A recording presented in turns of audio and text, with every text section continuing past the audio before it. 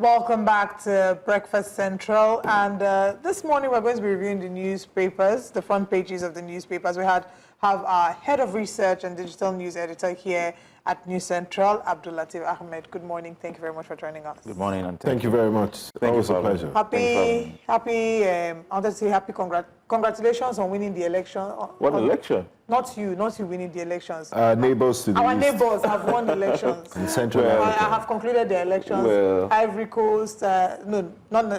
Cameroon, yeah. And And also Ivory Coast. Tanzania is going, to the polls. Well, it's a lot of mixed feelings.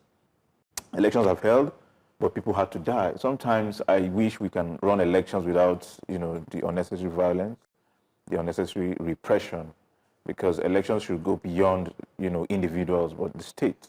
People should be able to go into elections with a lot of joy and expectation. But this time, people were killed, voters were suppressed, and the outcomes were nearly, as predictable as, it used to be. There's a lot of grumbling, from the oppositions and the masses, but there's really no way around it.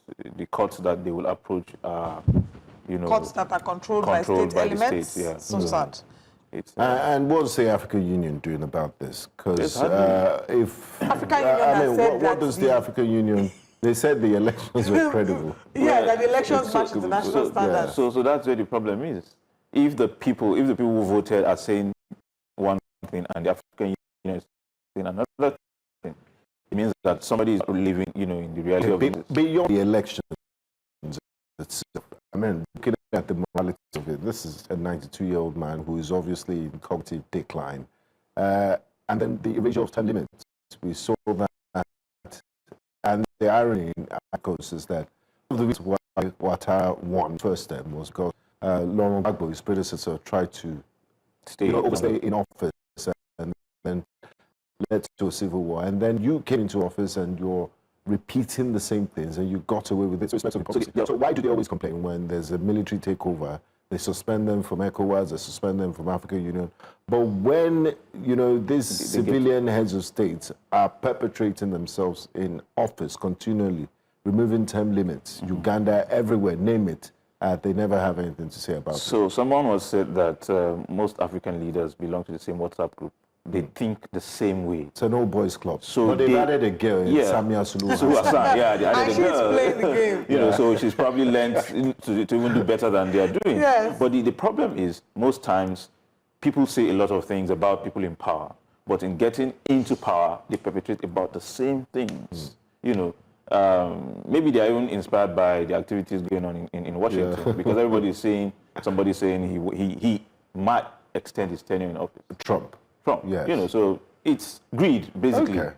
Yeah. Okay, let's go into the papers straight away and start with The Punch. The Punch is sharing all the drama that's been happening with the People's Democratic Party as its big story. It says chairmanship. PDP consensus deal shatters as Lamido rejects Turaki. Tension ahead of convention. Screening postponed indefinitely. Lamido heads to court. Turaki advances bid. Insecurity. Tinubu presses new service chiefs for immediate action. Hardship. Akpabio Yuwada challenged Nigerians to monitor governors.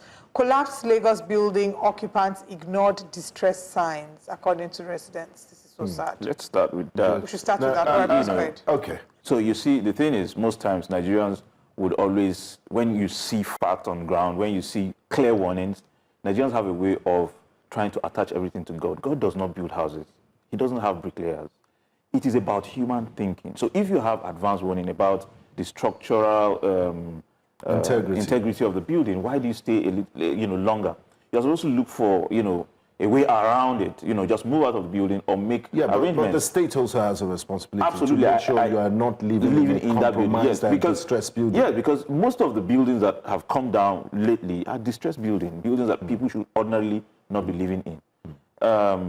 On the issue of what is that on the... Let's also move on to the front page. Yeah. Chairmanship, PDP consensus deal shatters as Lamido rejects Turaki. Tension ahead of convention. Yeah. Is this being sensational as the consensus deal shattered, or one man is allowing himself to be used as a spanner in the works of the People's Democratic Party? Because they have a consensus candidate. And Lamido says in the diamond, he wakes up, maybe he got an inspiration or he dreamt he will be chairman one day and says, send me a form.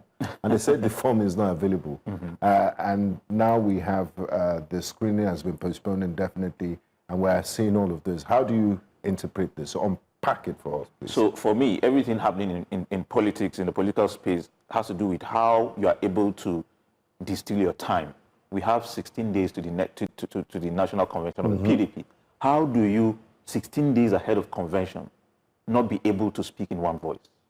So the unfortunate thing about this is that they are dancing around issues that will make the ruling party. Are you saying they're not speaking in one voice? Or they are not, because one man is trying to truncate. What is happening, what I realized was that we have three camps here. Lamido on his own side, Turaki, who is the general consensus candidate of most of the governors and leaders in the party. But Wike wants Anotom, his man. So you have three different factions. At this point, I think the People's Democratic Party can be used as a prayer point that may the House not be divided. like PDP. But the PDP is not going to agree. Please, let's be careful what we say. Two interviews this morning, the media has been accused of stirring the flames of division. This division. We're hopeful for them. He's saying he's going to court. Whatever he does, as long as it is not against the party's extant laws, it's fine. They say that he did not follow due process. That they say that the date for submission of form was closing, and that was when he was going to pick up form, and where he went to pick up form from Adata Plaza is not where he should have picked up form. That he didn't follow due process. So if he didn't follow due process, he only has himself to blame. And he's going to court. It's fine. Let him go to court. Reduce Nigerian courts. Let him go to court. But is this the law school you went to? Wow. No, innocent legal law school don't collect.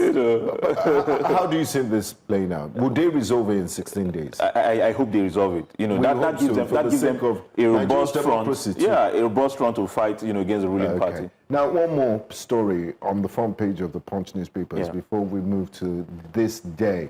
The headline there shows the service chiefs, the newly appointed service chiefs, with their commander-in-chief of the armed forces, President Bola Ahmed Tinubu. It was his first time of meeting them, and he has given them the marching order. He's calling for immediate action.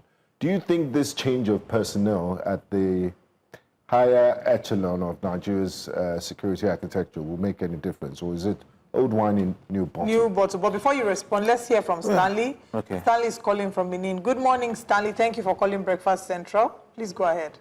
Yeah, good morning, Oliver, and good morning, Benja. Thank you very much. Good morning. Okay.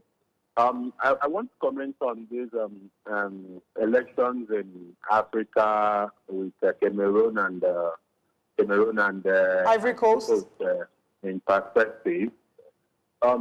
I'm just not happy with the African Union. I think the African Union is one of the problems we had. A few days ago, after the election after the overthrow or the demonstration in Madagascar, African Union suspended Madagascar from being a member of African Union. And now look at the parade that happened in Cameroon. From onset, people were demonstrating. The daughter of the president came out and said, "Do not vote for my father." The daughter of the president came out and said, "Do not vote for my father." So now they've done what they did, and they've brought in a 92-year-old man who is having cognitive issues, as in he doesn't know where he is, he does not know anything, and he sent in a acceptance sheet through a text message to the person he's governing. We know clearly that the man is not in charge. He's just a group of persons who are just trying to foster their interest. And African Union has already welcomed, said the election meets international staff that I'm not happy with this. The future of the people is being compromised. That's just my contribution. Thank you so much, Stanley. And Abdulateef, the irony is he did release an acceptance statement. Yeah. And we saw during the campaign, he campaigned with what Oliver has described as doll baby effigy. He couldn't come out in person. It's not me that said that, so it's you. And my fear is that when this man passes, God forbid, may God grant him long life. Yeah. I don't know why you're laughing. That people might not even know he's passed because he rarely makes public appearances. Because most of what is happening in Cameroon today insane. Is being run by people, around, the establishment, not necessarily him, because he can't take most of the decisions that... exactly. He doesn't have the cognitive ability. Well, he's not the only one that campaigned with Mannequin. Did you not see Yoweri Museveni's campaign too with Mannequin? No, that one is... I mean, you can't compare them. You can compare them in terms of longevity, but Yoweri is very active. Agile, and agile. Back to our story on the service chiefs. So, old wine, new bottle, or how much of a difference would it make? Well, when I looked at, the frequency with which service chiefs were changed, I realized that most of them were between 2 to 3 years, except for, say, what's this man from Borno State again? Buratai. So I didn't see it as unusual beyond the hoopla that was generated around Cruz Care and all that. I'm hoping that those that have given their best to the fight against insurgency, insecurity in the country, and maintain they've had some progress. These ones will do better than they had done. I particularly commend the effort of the CDS, fine gentleman who has proved his mettle, on the ground. As Chief of Army Staff. Yeah, all right. Chief of Defense Staff, Christopher Musa. We look at some of these things and we say we can do better than what had been done. Some will continue to criticize, but those who do not know the dimensions that the cross-border crimes are taking will assume that the service chiefs are not doing enough. I hope to see something better, a more coherent strategy against the miscreants. We really hope so too. Okay, still on the front page, we have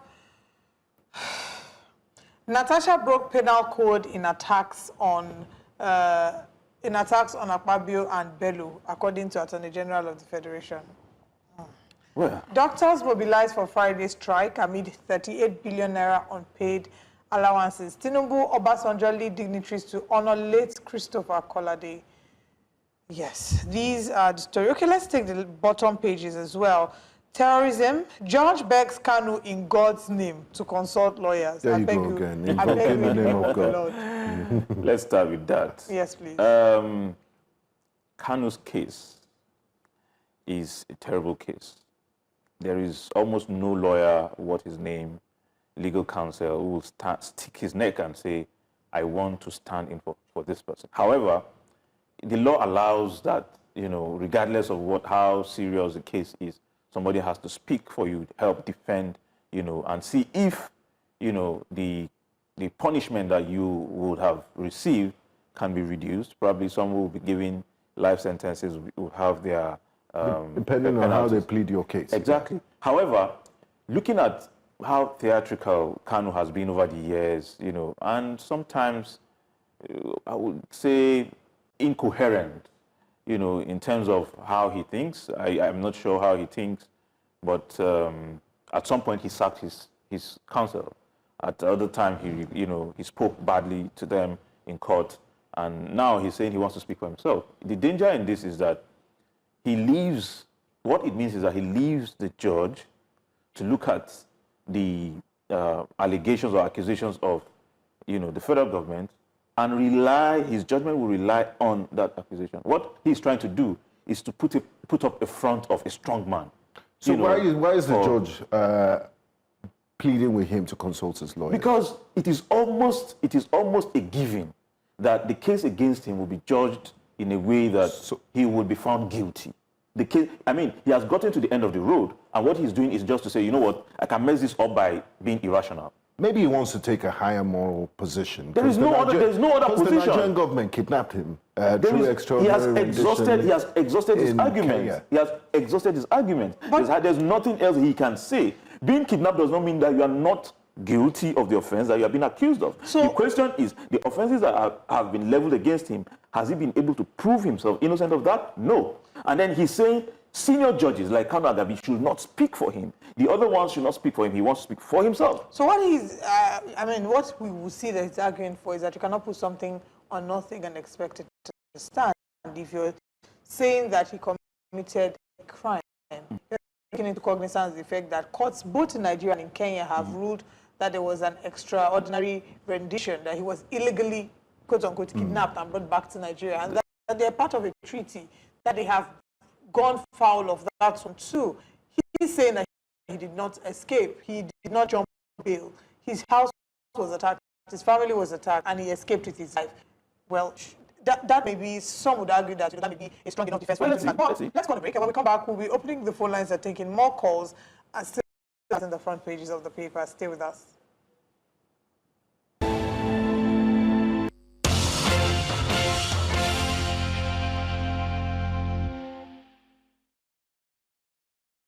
Welcome back to Breakfast Central. We're still looking at the front pages of the papers, and the numbers to call are still on your TV screen. Please call the number on your screen and share your thoughts on any of the papers. Let's quickly move to another newspaper. Let's see what the front page of the New Telegraph is saying this morning. On the front page of the New Telegraph, I'm being pressured to join APC, says Mutfwang. We have that video and I'll call for it shortly.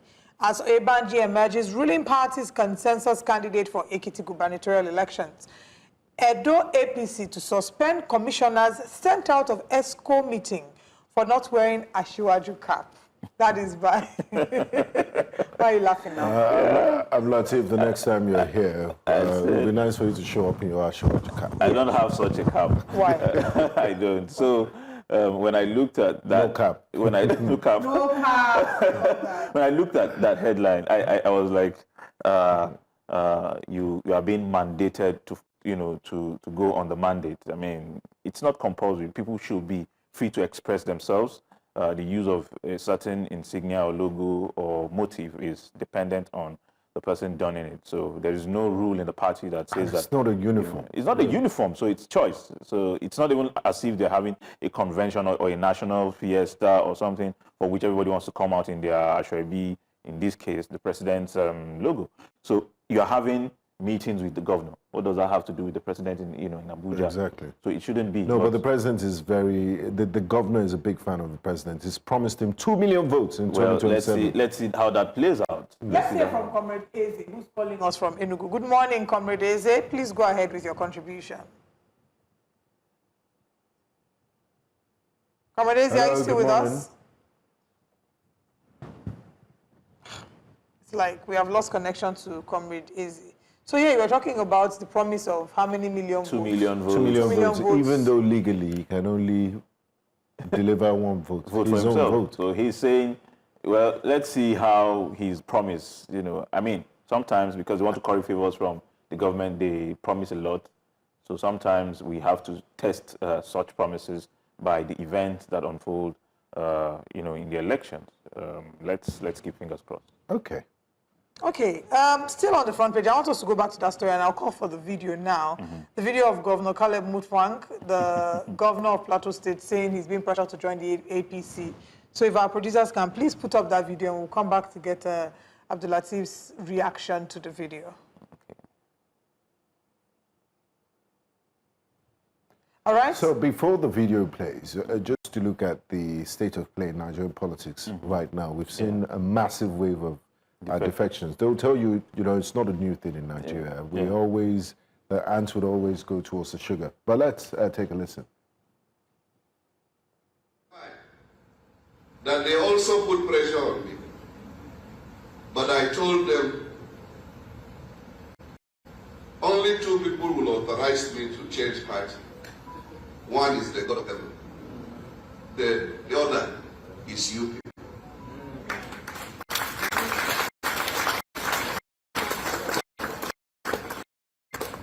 You asked me to go anywhere? No. Have you asked me to go anywhere? No. So those who are rejecting me for what I did not look for.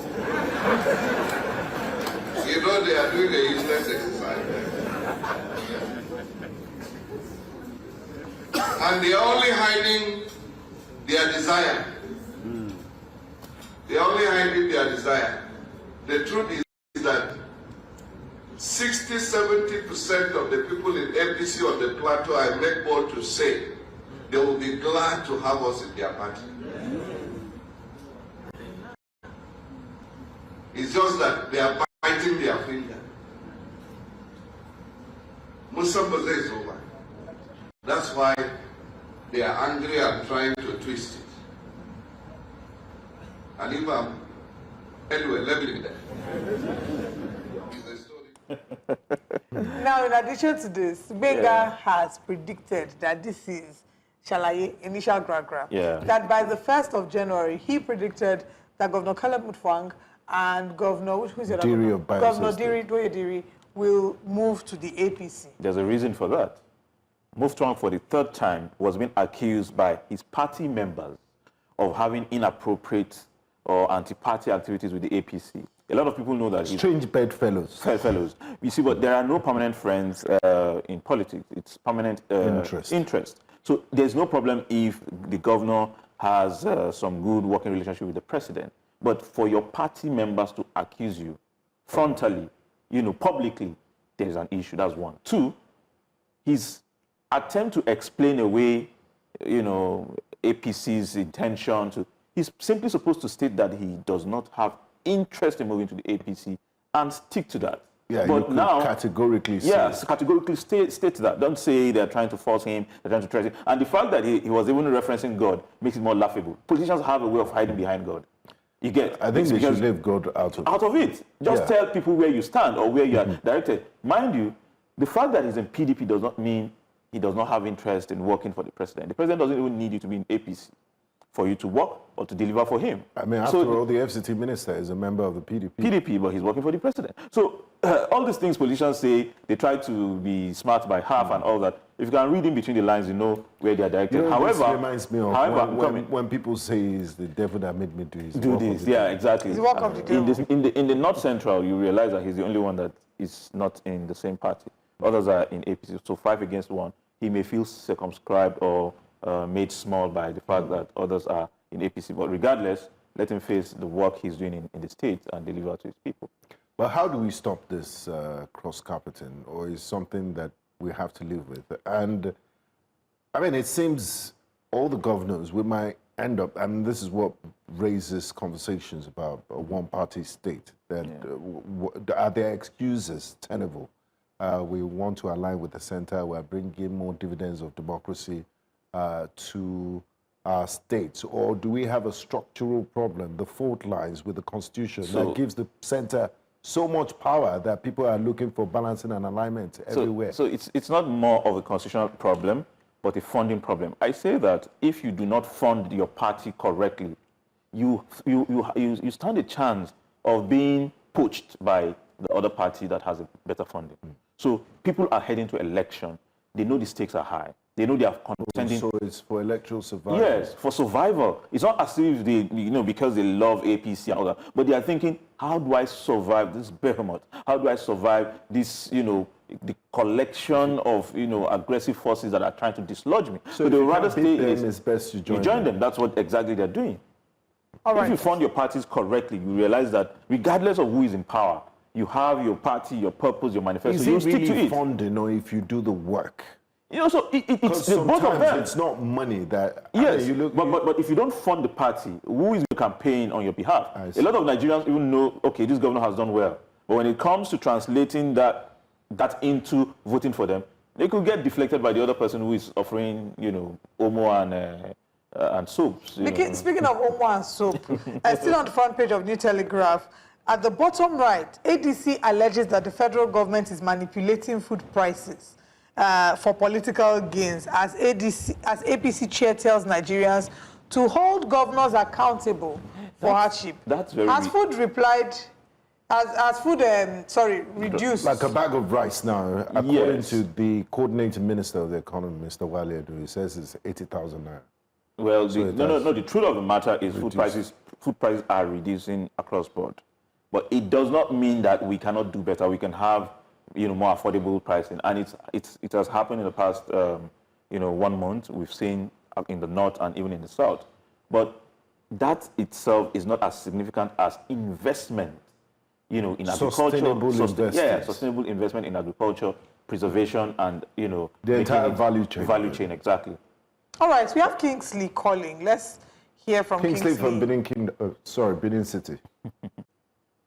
Good morning, Kingsley. Yeah, I just want to talk about Governor of Edo State, our governor, about the escort, you know, where Ashwaju cap. Is it a secret court? Good question. Is it a secret court? That is number one. Number two, he said he want to give Ashwaju 2 million votes. He is the one that has to pack the people to the polling booth to operate. I don't understand. But the way our governors these days, the way they are doing, I don't really understand. Thank you very much. Thank you very much. Thank you very much. Kingsley, I think what a valid question. Very valid question. Is it a secret court? Exactly, and then how do you garner 2 million votes? I mean, it doesn't mean he will physically force. Yeah, but he's just saying. But he will use his influence as governor, as the chief executive of the state. I mean, just like in Anambra State. Exactly. You know, to convince the people like this is the man. Just like in Anambra State, where Governor Chukwuma Soludo has promised different words, 5 million, 3 million, and 2 million, for those who will have the highest votes. And they say it is not financial inducement, that it's incentives that they're giving. Okay. But ADC's accusation is very baseless. Okay, how do they manipulate? Exactly. You can't manipulate, how do you manipulate food prices? You can't manipulate food prices. Maybe what they mean is that they're lying. Market. Maybe that's what they mean. No. See, for people, that's not what they mean. They are saying they are manipulating. You cannot manipulate prices for political gains. In a country of 230 million, you can't manipulate food prices. The president had ordered that maybe food prices. Maybe the policy of allowing some food imports.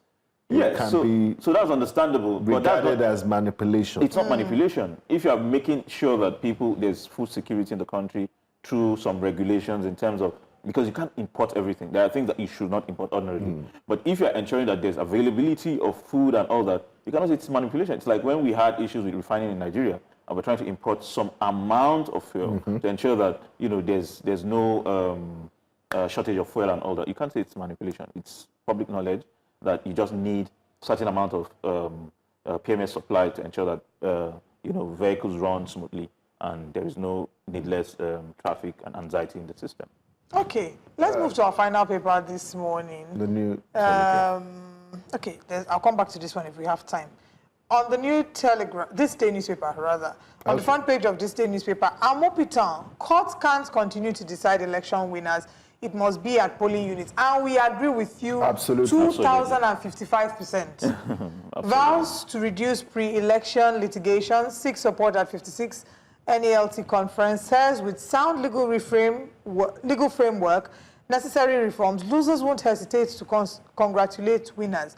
What will we need to do really to ensure that losers and winners, that just like President Goodluck Jonathan said, he called President Buhari to congratulate him. When will we have those kind of elections? So the first thing is that I like the tone of the new INEC chair, saying that litigations should be sorted out mostly ahead of the election. It makes it a lot easier. The tension reduces. But you see, the reason why we have a lot of tension in the system is because of the reward system. What is the reward of being a politician? If you are in government, what is the reward system? When you ensure that the remuneration is crashed to like 25% of what they earn at the moment, people will not be so aggressive, in wanting to get into power. It won't be a do or die affair because what's the incentive? What are you paying people to be in power? But because there's a lot attached to it, there's a lot of remuneration and a lot of packages and all that. Life-changing. So people want to kill because of it. So even when someone is losing, in fact, the truth of the matter is most times politicians know when they are losing. They have situation rooms, they have observation rooms and all that.